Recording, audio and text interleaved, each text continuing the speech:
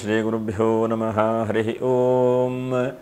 ಓಂ ನಮಃ ಸೂರ್ಯ ಪಿತಾಮಹೋ ವ್ಯಾಸ ವಸಿಷ್ಠೋ ತ್ರಿಪರಾಶರಃ ಕಶ್ಯಪೋ ನಾರದೋ ಗಾರ್ಗ್ಯಃ ಮರೀಚಿರ್ಮುನಿರಂಗಿರಾಃ ರೋಮಶಃ ಪೌರುಷಶ್ಚೈವ ಚಮನೋ ಜಮನೋ ಭೃಗುಃ ಶವನಕೋಷ್ಟಾದಶಶ್ಚೇತಿ ಜ್ಯೋತಿಷ್ಶಾಸ್ತ್ರಪ್ರವರ್ತಕಾಃ. ನಮೋ ಋಷಿಭ್ಯಃ ನಮೋ ಮಹದ್ಭ್ಯಃ. ಪ್ರಿಯ ವೀಕ್ಷಕರೇ, ಭಗವಂತ ಶುಭವನ್ನುಂಟು ಮಾಡಲಿ. ಆತ್ಮೀಯರೇ, ಕನ್ಯಾ ರಾಶಿಯವರಿಗೆ ಜುಲೈ ತಿಂಗಳಿನ ಮಾಸ ಭವಿಷ್ಯ ಹೇಗಿದೆ ಎಂಬುದನ್ನು ಗಮನಿಸೋಣ. ಯಾಕಂದರೆ ಕನ್ಯಾ ರಾಶಿಯವರು ಒಂದು ಹಂತಕ್ಕೆ ಲಾಭಾಂಶವನ್ನು ಪಡೀತಾ ಇದ್ದೀರಿ, ಆದರೂ ಕೂಡ ಆವಾಗ ಎಡೆಗೆ ಬೀಳ್ತಾ ಇದ್ದೀರಿ. ಹೀಗೆಲ್ಲ ಕನ್ಯಾ ರಾಶಿಯವರಿಗಿದೆ. ಹಾಗಾಗಿ ಈ ತಿಂಗಳಲ್ಲಿ ಏನಾದರೂ ಶುಭವಾದಂಥ ಅವಕಾಶಗಳು ಸಿಗಬಹುದೋ ಎಂಬುದನ್ನು ಕೂಡ ನಾವು ಗಮನಿಸೋಣ. ಗ್ರಹಸ್ಥಿತಿ ಷಷ್ಠ ರಾಶಿಯಲ್ಲಿ ರಾಹು, ಇದು ಬಹಳ ಒಳ್ಳೆಯದಾದಂಥದ್ದು. ಸಪ್ತಮ ರಾಶಿಯಲ್ಲಿ ಶನಿ ನಿಮ್ಮ ರಾಶಿಯನ್ನೇ ನೋಡ್ತಾ ಇದ್ದಾನೆ. ಅನಂತರದಲ್ಲಿ ಇನ್ನು ನವಮ ರಾಶಿಯಲ್ಲಿ ಶುಕ್ರ, ದಶಮ ರಾಶಿಯಲ್ಲಿ ಗುರು, ಹಾಗೆ ಏಕಾದಶ ರಾಶಿಯಲ್ಲಿ ರವಿ ಬುಧರು, 12ನೇ ರಾಶಿಯಲ್ಲಿ ಕುಜ ಮತ್ತು ಕೇತು. ಹೀಗೆಲ್ಲ ಒಂದು ಗ್ರಹಸ್ಥಿತಿ ಇದೆ. ಇದು ಆಷಾಢ ಮಾಸ. ಆಷಾಢ ಮಾಸದಲ್ಲಿ ಪ್ರತಿ ಶುಕ್ರವಾರವೂ ಕೂಡ ಮಹಾಲಕ್ಷ್ಮಿಯನ್ನು ಪೂಜೆ ನಮಸ್ಕಾರಗಳನ್ನು ಮಾಡುವಂಥದ್ದು. ಹಾಗೆ ಅನಂತರದಲ್ಲಿ 10ನೇ ತಾರೀಕಿಗೆ ಗುರು ಪೂರ್ಣಿಮೆ ಅಂತಿದೆ. ಹಾಗಾಗಿ ಗುರುಗಳನ್ನು ವಿಶೇಷವಾಗಿ ಪೂಜೆ ನಮಸ್ಕಾರಗಳನ್ನು ಮಾಡುವಂಥದ್ದು. 16ನೇ ತಾರೀಕಿಗೆ ಕರ್ಕಾಟಕ ಸಂಕ್ರಾಂತಿ ಇದೆ. ಹಾಗೆ 21ನೇ ತಾರೀಕಿಗೆ ಏಕಾದಶಿ, ಅನಂತರದ 22, 23ಕ್ಕೆ ಮಾಸ ಶಿವರಾತ್ರಿ, 24ಕ್ಕೆ ಜ್ಯೋತಿರ್ಭೀಮೇಶ್ವರ ವ್ರತ ಮತ್ತು ನಾಗರ ಅಮಾವಾಸ್ಯೆ. ಹಾಗೆ ನಾಗ ಚತುರ್ಥಿ, ನಾಗಪಂಚಮಿಯೂ ಕೂಡ 28, 29ನೇ ತಾರೀಕಿಗಿದೆ. ಒಂದು ಆಷಾಢ ಮಾಸ ಆಳುವಂಥದ್ದು 24ಕ್ಕೆ ಮುಗೀತದೆ. 25ರಿಂದ ಶ್ರಾವಣ ಮಾಸ ಪೂಜೆ ಪುನಸ್ಕಾರಗಳನ್ನೆಲ್ಲ ಮಾಡುವಂಥದ್ದಿದೆ. ಇನ್ನು ಶ್ರಾವಣ ಮಾಸದಲ್ಲಿ ಪ್ರತಿ ಮಂಗಳವಾರವೂ ಕೂಡ ಮಂಗಳಗೌರಿ ವ್ರತವನ್ನು ವಿಶೇಷವಾಗಿ ಮಾಡುವಂಥದ್ದು. ಒಟ್ಟಿನಲ್ಲಿ ಹಬ್ಬ ಹರಿದಿನಗಳು ಕೂಡ ಬರ್ತಾ ಇದೆ. ಆಷಾಢ ಮಾಸ ಅಂದ ತಕ್ಷಣವೇ ಏನೋ ತುಂಬ ತೊಂದರೆ ಹೇಳುವಂಥದ್ದು ಅರ್ಥ ಅಲ್ಲ. ಹಾಗಿದ್ದಾಗೂ ಕೂಡ 17ನೇ ತಾರೀಕಿಂದ 24ನೇ ತಾರೀಕಿಗೆ ಆದಷ್ಟು ಅದರ ಒಳಗಡೆಗೆ 17, 18, 19, 20, 21, 22, 23, 24 ಒಂದು 8-9 ದಿವಸ ಆದಷ್ಟು ಏನೋ ಅಷ್ಟೊಂದು ಶುಭವಾದಂಥ ಕೆಲಸಗಳನ್ನು ಮಾಡಬಾರ್ದು. ಯಾಕಂದರೆ ಆ ದಿವಸದಲ್ಲಿ ಕರ್ಕಾಟಕ ರಾಶಿಯಲ್ಲಿ ರವಿ ಇರ್ತಾನೆ. ಹಾಗೆ ಕರ್ಕಾಟಕ ಆಷಾಢ ಎಂಬುದಾಗಿ ಹೇಳ್ತಾರೆ. ಮಿಥುನಾಷಾಢದಲ್ಲೆಲ್ಲ ಪೂಜೆ ಪುನಸ್ಕಾರಗಳನ್ನು ಕೂಡ ಮಾಡಬಹುದು ಎಂಬುದಾಗಿ ಕೂಡ ಗ್ರಂಥಗಳಲ್ಲೆಲ್ಲ ಹೇಳ್ತಾರೆ. ಒಟ್ಟಿನಲ್ಲಿ ದೇಶಾರೂಢಿಯಲ್ಲಿ ಏನಾಗಿದೆ ಅಂತಂದರೆ ಎಲ್ಲ ಒಂದಂತಕ್ಕೆ ಆಷಾಢ ಮಾಸ ಅಂತಂದರೆ ಎಲ್ಲ ನಿಲ್ಲಿಸುವಂಥ ಪ್ರಯತ್ನಗಳಾಗಿದೆ. ಎಲ್ಲವನ್ನು ಕೂಡ ಮುಹೂರ್ತಾದಿಗಳಿಗೆ ನೋಡಬೇಕು, ಬಹಳ ಮುಖ್ಯವಾಗಿ ಗಮನಿಸುವಂಥದ್ದು. ನಾವು ಮುಹೂರ್ತ ಇಡುವಾಗ ಮುಹೂರ್ತ ಏನಾದರೂ ಒಂದು ಒಳ್ಳೊಳ್ಳೆ ರೀತಿಯಾದಂತಹ ವಿವಾಹಾದಿ ಸಂಸ್ಕಾರಕ್ಕೆ, ವಿವಾಹಕ್ಕೆ, ಉಪನಯನಕ್ಕೆ, ಚೌಲಕ್ಕೆ, ಇದಕ್ಕೆಲ್ಲ ನಾವು ಮುಹೂರ್ತಗಳನ್ನು ನೋಡಬೇಕು. ಅದು ತಜ್ಞರಿಗೆ ಮುಹೂರ್ತ ನೋಡ್ತಾ ಇದ್ದಂಥವ್ರಿಗೆ ಅದೆಲ್ಲ ಗೊತ್ತಿರುತ್ತೆ. ಈಗ ಲೌಕಿಕವಾಗಿ ಏನಂದರೆ ಆಷಾಢ ಮಾಸ ಅಂದ ತಕ್ಷಣವೇ ನಿಲ್ಲಿಸಿಬಿಡ್ತಾರೆ. ಯಾವ ಕೆಲಸ ಕಾರ್ಯಗಳಿಗೆ ಕೂಡ ಹೋಗುವಂಥ ಪ್ರಯತ್ನವನ್ನು ಮಾಡೋದಿಲ್ಲ. ಇರಲಿ ಏನಪ್ಪ ಅಂಥೇಳಿ ಶುಭವಾದಂಥ ಫಲಗಳು. ಒಂದನೇದಾದಂಥದ್ದು ಷಷ್ಠದ ರಾಹು ನೋಡಿ, ವಿದೇಶದಿಂದ ಸ್ವಲ್ಪ ಧನಾಗಮನ ಆಗುವಂಥ ಸಾಧ್ಯತೆಗಳಿದೆ. ಯಾಕಂದರೆ ಎಷ್ಟೋ ಸಲ ಆನ್ಲೈನ್ ಕೆಲಸ ಮಾಡೋರು, ಅಥವಾ ಕೆಲಸ ಚೇಂಜ್ ಆದವರು, ಅಥವಾ ಕೆಲಸ ಸಿಗದೇ ಇದ್ದಂಥವರು, ಉದ್ಯೋಗ ಸಿಗದೇ ಇದ್ದಂಥ ವ್ಯಕ್ತಿಗಳಿಗೆಲ್ಲ ಈ ತಿಂಗಳಲ್ಲಿ ಏನಾದರೂ ಸ್ವಲ್ಪ ಒಳ್ಳೆಯದಾಗ್ಬೋದು. ದಶಮದ ಗುರು ಬಹಳ ಒಳ್ಳೆಯದು ಕೆಲಸ ಮಾಡುವಂಥವನು. ನಿಮಗೆ ಉದ್ಯೋಗ ಕಳೆದು ಹೋದರೆ ಉದ್ಯೋಗ ಕೊಡುವಂತಹ ಗ್ರಹ.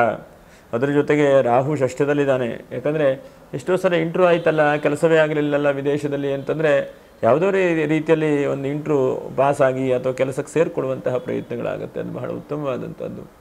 ಅನಂತರದಲ್ಲಿ ಶುಕ್ರನಿಂದ ಭಾಗ್ಯದ ಶುಕ್ರ ನೋಡಿ, ಒಂದು ಹಂತಕ್ಕೆ ಈ ತಿಂಗಳಲ್ಲಿ ಎಲ್ಲ ಗ್ರಹಗಳು ಕೂಡ ಸ್ವಲ್ಪ ಅನುಕೂಲಕರವಾಗೇ ಇದ್ದಾರೆ. ಭಾಗ್ಯದ ಶುಕ್ರ, ಭಾಗ್ಯ ವೃದ್ಧಿಯಾಗುವ ಶುಕ್ರನೂ ಕೂಡ ಮಾಡ್ತಾನೆ. ಮನೆಯಲ್ಲಿರುವಂಥ ಗೃಹಿಣಿಯರಿಗೆ ಏನಾದ್ರು ಅವರೇ ಒಂದು ಸಣ್ಣ ಪುಟ್ಟ ಕೆಲಸಗಳನ್ನು ಶುರು ಮಾಡುವಂಥದ್ದು.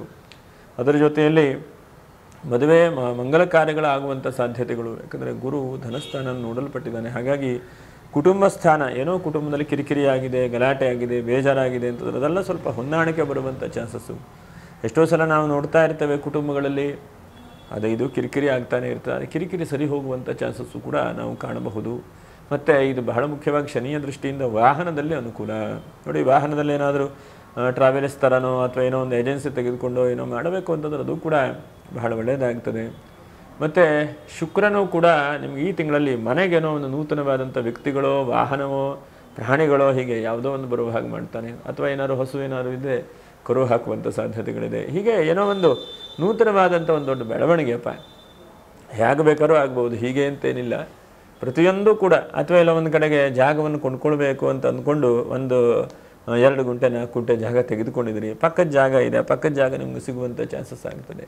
ಹೀಗೆ ಏನಾದರೂ ನಿಮಗೆ ಶುಕ್ರನು ಒಂದಷ್ಟು ಮನಸ್ಸಿಗೆ ಖುಷಿಯಾಗುವಂತಹ ಕೆಲಸಗಳನ್ನು ಶುಕ್ರನು ಉಂಟು ಮಾಡ್ತಾನೆ. ಆದರೆ ಒಂದು 5-6 ವಿಷಯದಲ್ಲಿ ನೀವು ಬಹಳ ಜಾಗೃತ ವಹಿಸ್ಕೊಳ್ಬೇಕು.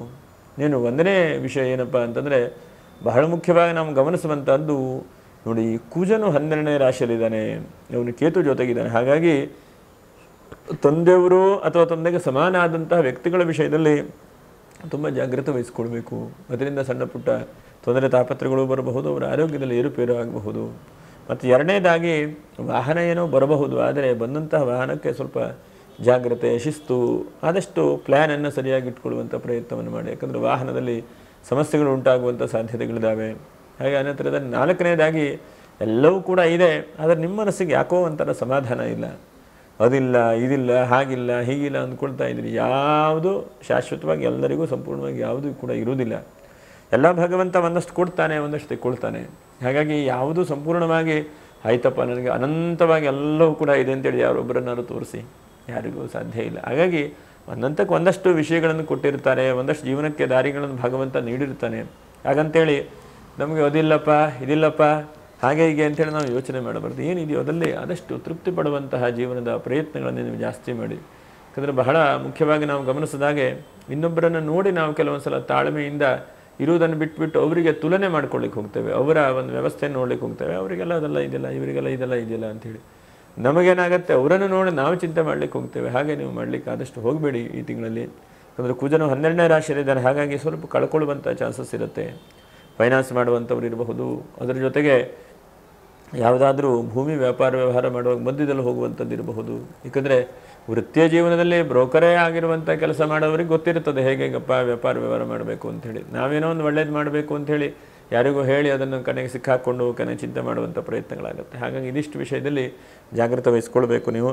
ಹಾಗೆ ಜೀವನದಲ್ಲಿ ಒಂದು ಹಂತದ ಗೆಲುವುಗಳನ್ನು ಭಗವಂತ ನೀಡಬಹುದು. ಯಾಕಂದರೆ ದಶಮದಲ್ಲಿ ಕೂತಂತಹ ಗುರುವು ನೋಡಿ ಒಂದು ಕುಟುಂಬ ಸ್ಥಾನವನ್ನು ಕೂಡ ಬಹಳ ಚೆನ್ನಾಗಿ ವೃದ್ಧಿಯಾಗುವಂಥ ಸಾಧ್ಯತೆಗಳು, ಮತ್ತು ಮನೆಯಲ್ಲಿ ಒಂದಷ್ಟು ಮಂಗಲ ವಾತಾವರಣಗಳು ಬರುವಂಥದ್ದು, ಏನೋ ಪೂಜೆ ಪುನಸ್ಕಾರಗಳು, ಧಾರ್ಮಿಕವಾದಂತಹ ಕೆಲಸ ಕಾರ್ಯಗಳು, ಅಥವಾ ವೃತ್ತಿ ಜೀವನದಲ್ಲಿ ನೀವೇನಾದರೂ ನೋಡಿ ಏಕಾದಶದಲ್ಲಿ ರವಿ ಬುಧನ ಜೊತೆಗೆ ಒಳ್ಳೆ ರೀತಿಯಾದಂಥ ಯೋಗ ಆಗಿದೆ, ಬುಧಾದಿತ್ಯ ಯೋಗ. ಹಾಗಾಗಿ ಏನಾದರೂ ನೀವು ಕೋರ್ಟು ಕಚೇರಿ ಕಾನೂನಲ್ಲಿದ್ದರೆ ನಿಮಗೆ ಹೆಚ್ಚಿನದಾದಂಥ ಅಭಿವೃದ್ಧಿ ಆಗುವಂಥದ್ದು, ಅಥವಾ ಟ್ರಾನ್ಸ್ಫರ್ ಆಗಿ ಒಳ್ಳೆಯ ಜಾಗಕ್ಕೆ ಹೋಗುವಂಥದ್ದು, ಇದು ಬಹಳ ಮುಖ್ಯವಾದಂಥದ್ದು. ಎಲ್ಲೋ ಒಂದು ಕಡೆ ದೂರದಲ್ಲಿ ಹೋಗಿಬಿಡ್ತೇವೆ. ಜೀವನ ಹೇಳುವಂಥದ್ದು ಗೌರ್ಮೆಂಟ್ ಅಧಿಕಾರಿ ವರ್ಗದವ್ರಿಗೆ ಒಂದಂಥ ಗೌರ್ಮೆಂಟ್ ಕೆಲಸ ಅಂತ ಅಂದ್ಕೊಳ್ಳುವಂಥದ್ದು, ಅದರಲ್ಲಿ ಇಲ್ಲಿಂದಲ್ಲಿ ಅಲ್ಲಿಂದಲ್ಲಿ ಹೀಗೆ ಜೀವನದಲ್ಲಿ ಸುತ್ತಾ ಇರುವಂಥ ಪ್ರಯತ್ನಗಳು. ಹಾಗಾಗಿ ಕಾನೂನಿನಲ್ಲಿ ಯಾರ್ಯಾರು ಕೆಲಸ ಮಾಡ್ತಾಯಿದ್ರು ಅಂಥವರಿಗೆಲ್ಲ ಹೆಚ್ಚಿನದಾದಂತಹ ಒಳ್ಳೆ ರೀತಿಯಾದಂತಹ ಮನಸ್ಸಿಗೆ ಪೂರಕವಾದಂಥ ಕೆಲಸಗಳಾಗುವಂಥ ಸಾಧ್ಯತೆಗಳು.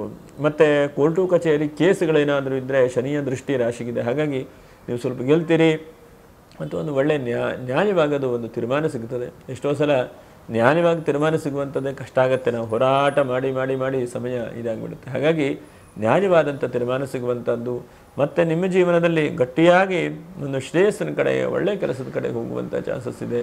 ಮತ್ತು ಇದಕ್ಕಿಂತ ಹಾಗೆ ನೀವು ಎಲ್ಲ ನಿಮ್ಮ ಮನಸ್ಸಿಗೆ ಚಿಂತೆ ಟೆನ್ಷನ್ನು ಹೀಗೆಲ್ಲ ಆಗ್ತಾ ಇದೆ ಅಂತಂದರೆ ಎಲ್ಲೋ ಒಂದು ಕಡೆ ಭಗವಂತ ಇದಾನೆ ಹೇಳಿ ನಿಮಗೆ ಅನಿಸ್ತಾ ಇರ್ತದೆ. ಯಾಕಂದರೆ ಶುಕ್ರನು ನೋಡಿ ಬಹಳ ಮುಖ್ಯವಾಗಿ ಭಾಗ್ಯದಲ್ಲಿದ್ದಾನೆ. ಹಾಗಾಗಿ ಒಂದು ಲಕ್ಷ್ಮೀನಾರಾಯಣ ದೇವರು ಅಥವಾ ಲಕ್ಷ್ಮೀ ವೆಂಕಟರಮಣ ದೇವರು ಅಂತಹ ದೇವತಾ ಅನುಗ್ರಹ ನಿಮ್ಮ ಸ್ವಲ್ಪ ಕನಸಿನಲ್ಲಿ ಬರುವಂಥದ್ದು, ಒಳ್ಳೊಳ್ಳೆ ಸೂಚನೆ ಸಿಗುವಂಥದ್ದು ಈ ತಿಂಗಳಲ್ಲಿ ಆಗುತ್ತದೆ. ಎಷ್ಟೋ ಸಲ ನಾವು ಭಗವಂತನನ್ನು ಪ್ರತ್ಯಕ್ಷವಾಗಿ ಮಾತಾಡಲಿಕ್ಕಾಗಲ್ಲ, ಅಥವಾ ಪ್ರತ್ಯಕ್ಷವಾಗಿ ಏನೂ ನಮಗೆ ಕಾಣಿಸೋದಿಲ್ಲಲ್ಲ ಅಂತ ಅಂದ್ಕೊಳ್ತೇವೆ. ಯಾವ್ಯಾವುದೋ ಒಂದು ರೀತಿಯಲ್ಲಿ ಸೂಚನೆ ಆಗುವಂಥದ್ದು, ಒಳ್ಳೆಯ ಕೆಲಸ ಕಾರ್ಯದ ರೀತಿಯಲ್ಲಿ ಆಗುವಂಥದ್ದು, ಹೀಗೆಲ್ಲ ಭಗವಂತ ನಮಗೆ ಉಂಟು ಮಾಡ್ತಾನೆ. ಅವನು ಖಂಡಿತ ಕೈ ಬಿಡುವುದಿಲ್ಲ. ಹಾಗಾಗಿ ನಾವೆಲ್ಲ ಬಹಳ ಮುಖ್ಯವಾಗಿ ಗಮನಿಸುವಂಥದ್ದು, ಮನುಷ್ಯ ಪ್ರಯತ್ನವನ್ನು ಮಾಡ್ತಾ ಇರಬೇಕು. ಎಲ್ಲೋ ಒಂದು ಕಡೆಗೆ ಸರಿ ಆಗುತ್ತೆ, ಕೆಲವೊಂದು ಕಡೆಗೆ ತೊಂದರೆ ಆಗ್ತದೆ. ಇನ್ನು ಮಕ್ಕಳ ವಿಷಯದಲ್ಲಿ ಸ್ವಲ್ಪ ಜಾಗೃತ ವಹಿಸ್ಕೊಳ್ಬೇಕು. ಇದಿಷ್ಟನ್ನು ಮಾಡಿದರೆ ಈ ಕನ್ಯಾ ರಾಶಿಯವರು ಈ ತಿಂಗಳಲ್ಲಿ ಹೆಚ್ಚಿನದಾದಂತಹ ಲಾಭಾಂಶಗಳು, ಶ್ರೇಯಸ್ಸು ಸಿಗುತ್ತೆ. ಇನ್ನು ಉತ್ತರ ನಕ್ಷತ್ರ 2, 3, 4ನೇ ಪಾದ ನೀವು ಎಷ್ಟು ಸಾಧ್ಯ ಆಗುತ್ತೆ ನೋಡಿ ಅಷ್ಟು 10ನೇ ತಾರೀಕಿಗೆ ಗುರುಪೂರ್ಣಿಮೆ ಇದೆ. ನೀವು ಗುರು ನಾಮಸ್ಮರಣೆ ಮಾಡಿ, ಮತ್ತು ಗುರುಚರಿತ್ರೆ ಅಂತ ಒಂದು ಪುಸ್ತಕ ಇದೆ, ಅದು ಸಿಕ್ಕಿದ್ರೆ ಓದುವಂತಹ ಪ್ರಯತ್ನವನ್ನು ಮಾಡಿ. ಆದಷ್ಟು ಶುದ್ಧಿಯಿಂದ ಮುಡಿಯಾಗಿ ಓದುವಂಥ ಪ್ರಯತ್ನ ಮಾಡಿ. ಇನ್ನು ಹಸ್ತ ನಕ್ಷತ್ರ 1 ರಿಂದ 4 ಪಾದ ನೀವು ಎಷ್ಟು ಸಾಧ್ಯ ಆಗುತ್ತೋ ಅಷ್ಟು ಈ ತಿಂಗಳಿಂದ ಎಲ್ಲ ಶುಕ್ರವಾರ ಸಾಕು, ಬೇರೆ ದಿವಸ ಬೇಡ. ಆದಷ್ಟು ಲಕ್ಷ್ಮೀ ಪೂಜೆಯನ್ನೇ ಮಾಡಿ. ಯಾಕಂದರೆ ಹಸ್ತ ನಕ್ಷತ್ರದವರಿಗೆ ಸ್ವಲ್ಪ ದುಡ್ಡು ಕಾಸಿನ ಸಮಸ್ಯೆಗಳಾಗಿರುವಂಥದ್ದು, ಮನಸ್ಸಿಗೆ ಚಿಂತೆ ಆಗಿರುವಂಥದ್ದು, ಕೊಟ್ಟಂಥ ದುಡ್ಡು ವಾಪಸ್ ಬರಲ್ಲ ಅಂಥೇಳಿ ಒದ್ದಾಡ್ತಾ ಇದ್ದೀರಿ ನೀವು. ಹಾಗಾಗಿ ಲಕ್ಷ್ಮೀನಾರಾಯಣ ದೇವರನ್ನೇ ಆರಾಧನೆ ಮಾಡಿ. ಚಿತ್ತಾ ನಕ್ಷತ್ರ ಒಂದು 2ನೇ ಪಾದ. ಚಿತ್ತಾ ನಕ್ಷತ್ರದ ಒಂದು ಹಂತಕ್ಕೆ ಭಗವಂತ ಕೊಟ್ಟಿದ್ದಾನೆ. ಆದರೆ ಎಲ್ಲೋ ಒಂದು ಕಡೆಗೆ ನಿಮ್ಮ ಮನಸ್ಸು ಚಿಂತೆ ಟೆನ್ಷನ್ ಆಗ್ತಾ ಇದೆ. ನೀವು ಸಾಧ್ಯವಾದರೆ ಅಮಾವಾಸ್ಯೆ ಇದೆ ನೋಡಿ, 24ನೇ ತಾರೀಕಿಗೆ ಜ್ಯೋತಿರ್ ಭೀಮೇಶ್ವರ ವ್ರತ. ಈ ದಿವಸ ಸಾಧ್ಯ ಆದರೆ ನೀವು ನಾಗರನ್ನೇ ಭಕ್ತಿಯಿಂದ ಪೂಜೆ ಮಾಡಿ, ಅಥವಾ ನಿಮ್ಮ ಕುಲದೇವರನ್ನು ಭಕ್ತಿಯಿಂದ ಪೂಜೆ ಮಾಡಿ. 24ನೇ ತಾರೀಕಿಗೆ ಮರ್ಯಾದೆ ಇದ್ದಾಗ ಪ್ರಯತ್ನ ಮಾಡಿ. ಇಷ್ಟು ಮಾಡಿ ಎಷ್ಟಾಗುತ್ತೋ ಅಷ್ಟು ಭಗವಂತನ ಪೂಜೆ ನಮಸ್ಕಾರ ಆರಾಧನೆ ಮಾಡ್ತಾ ಬನ್ನಿ. ಆ ದೈವಾನುಗ್ರಹವಾಗಲಿ ಅಂತ ಹೇಳ್ತಾ ಮುಂದಿನ ವಿಡಿಯೋದಲ್ಲಿ ಭೇಟಿ ಮಾಡೋಣ. ನಮಸ್ಕಾರ. ಲೋಕಾ ಸಮಸ್ತ ಸುಖಿನೋ ಭವಂತು. ನಮಸ್ಕಾರ.